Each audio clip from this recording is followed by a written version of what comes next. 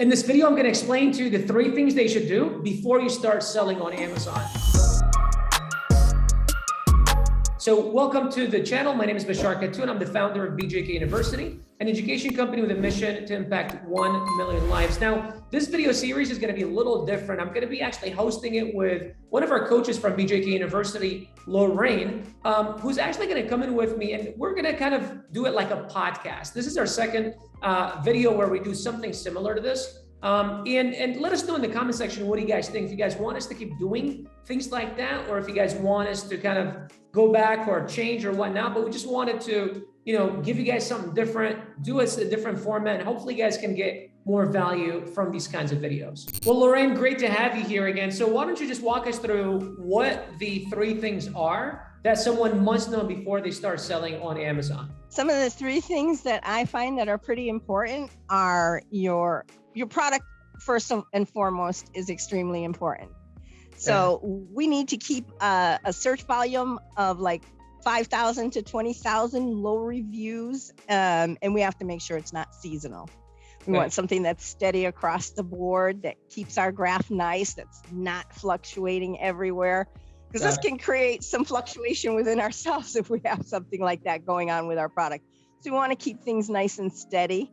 And we never want to let our supplier, we deal with our suppliers, but we never want to let them know that we're the boss. Got it. Okay, so just to kind of recap, you said seasonality, you also said reviews, and then you said, something about negotiations, right? Absolutely. Great. Okay. So why don't we kind of take it from the top and then go through every single point, so that way we can give it a little more context. So walk us through seasonality. Why is that important, and why should someone find a product that can sell all year long? Yeah, seasonality only gives you a brief period in order to sell a product, because it will drop, and we don't want our sales to drop. We want to keep a steady graph where it's showing us like between 5 and 20,000. If you can keep that search volume, monthly search volume, the people are actually typing this name in, or the keyword. The keyword is actually what we're selling. The keyword becomes the product. So it's the keyword that's going to show us that this is what people are typing in every day. And when we can keep it between 5 and 20,000, then we know this is how many people are coming to look for our product each month. Got it. So when you say 5 to 20,000, can you kind of explain a little bit more about what do you mean by that? What is the 5 to 20,000? 5 to 20,000 is how many times people are searching for this keyword per month. We don't want it too high, because if it's way too high, then you have big players in there with a lot of money who are ranking and using a lot of money to advertise to be up in those higher ranks. So we want to bring it down to where we can actually get our foot in the door and start. So when we can get our foot in the door on a lower search volume, we can get up to page 1 and be seen and do really well. And as we go, then we can scale up a little bit higher each time with a new keyword, which has a little bit higher search volume. Got it. Okay. So should someone focus on one keyword only when they're first launching? Or what should they? We generally like to focus on at least 1 to 2 keywords. Okay. Keeping it simple, not too much. We don't, want to overextend ourselves, because it can be expensive if you're doing, too many keywords. You want to generally focus on a strong keyword that's within that 5 to 20,000, and really focus on it. And when you do, you can rank. And what ends up happening is you end up bringing up your other keywords in the process. Got it. Okay. So what you're saying is that I should find one keyword that has between 5,000 to 20,000 monthly search volume per month. And then from there, I should make sure that all year long, that keyword has that volume. So it's not like 1 month it's 17,000 and 1 month it's 2,000. That would mean that the product is seasonal, correct? Oh, absolutely. Or it can be a trendy product. Got it. We don't want to look at trendy products. Trendy products are something that's new, exciting, and we don't know where it's going to go. There's not enough data. We want to make sure that we have a steady graph something that's been around for a little while, a couple of years is really good, because then it can give us really good data. And if it starts off at 4,000, maybe 2 years ago, and then you notice the Christmas spike, because Christmas always has a spike. So we make sure everybody knows to get their products in before Christmas time. Okay. But when it goes up after the Christmas time, you follow the next year, generally it scales up even higher. Got it. And so your graph will be steady up here, and then you'll hit another high. And you want to just keep on watching it trend upwards. Okay, so let me ask you this question here. You're saying 2 years. Wouldn't you say that's a little long? Because wouldn't products be kind of saturated at that point, or what have you found? No, not necessarily. The higher keywords can be saturated, but the lower keywords cannot. You can sell a product that's selling like gangbusters, like 100,000 people are selling it.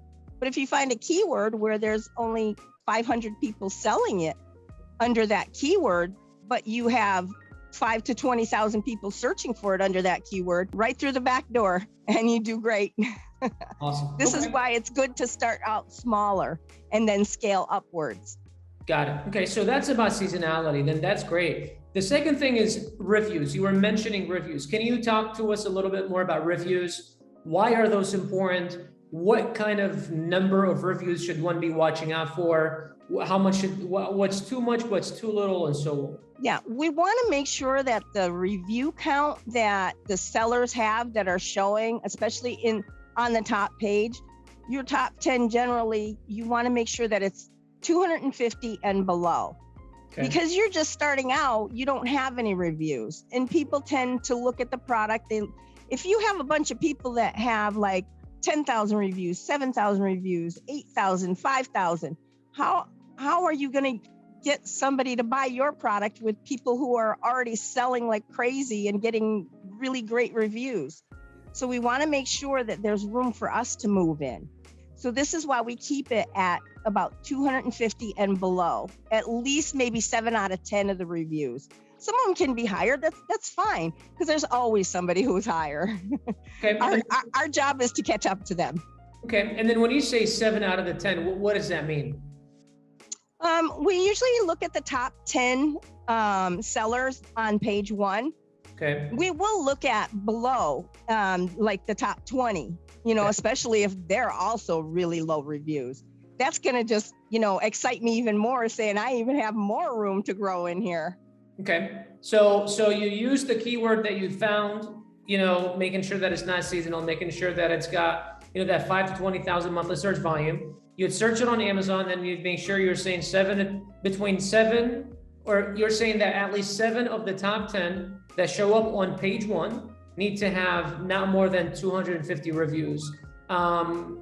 Is there like a lowest? What if they have like 3 reviews or 5 reviews or something like that? Well, is that if they have 3 reviews, that's good for me.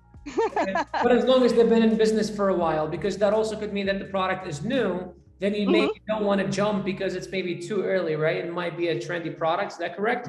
Right. This is why we look at the graph, and we want to watch to make sure that it's steady. When we see a steady graph and we see a slow incline and it just keeps on going upwards, it is trending upwards, but it's not a trendy thing where it's like a spike.